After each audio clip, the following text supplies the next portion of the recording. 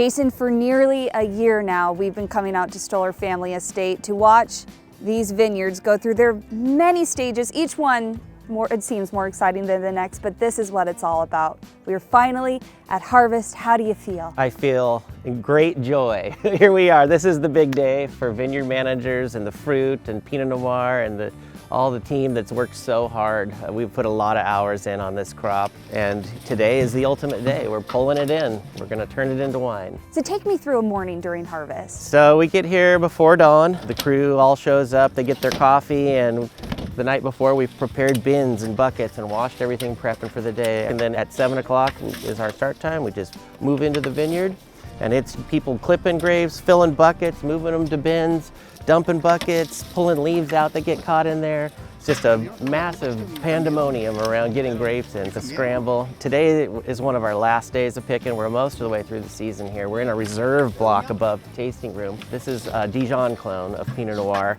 but we are extremely happy with how the fruit's turning out. You know, when it comes to harvest, I feel like a big word is flexibility. You never know exactly when you're going to start. You never know exactly what the weather's going to be like. Take me through this year and how you've had to be flexible. Well, I should probably talk about the rain we've had. We have had to be flexible. Every 4 hours we're checking our weather. That can take our plans to pick and put the brakes on and say, hey, we're gonna wait another day.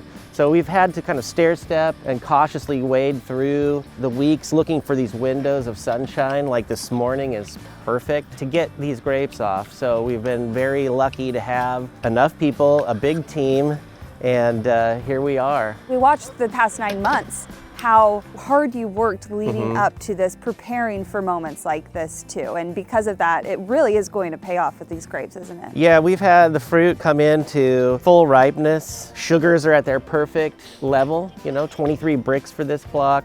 Our pHs have held on really well. So the acidity in the grape really matters for the quality of the wine to kind of help create tension and a good mouthfeel and all these things that we don't really feel or see in the wine. Flavor is there and acidity is spot on. Couldn't be happier with how the weather has helped us achieve this perfect harmony in those components of the grape. Well, the name of the game is the 2019 vintage. What can we expect from what you can see out here in the vineyards now? Our reserve tier, all of our tiers will be elegant, beautiful, aromatic red wines, incredibly luscious, austere Chardonnays too. This vintage, I believe, will be one of our favorites, one of my personal favorites. I love these cool vintages for our state. The North Willamette Valley does such an incredible job in these cool, even wet vintages. Wine drinkers from around the world will love.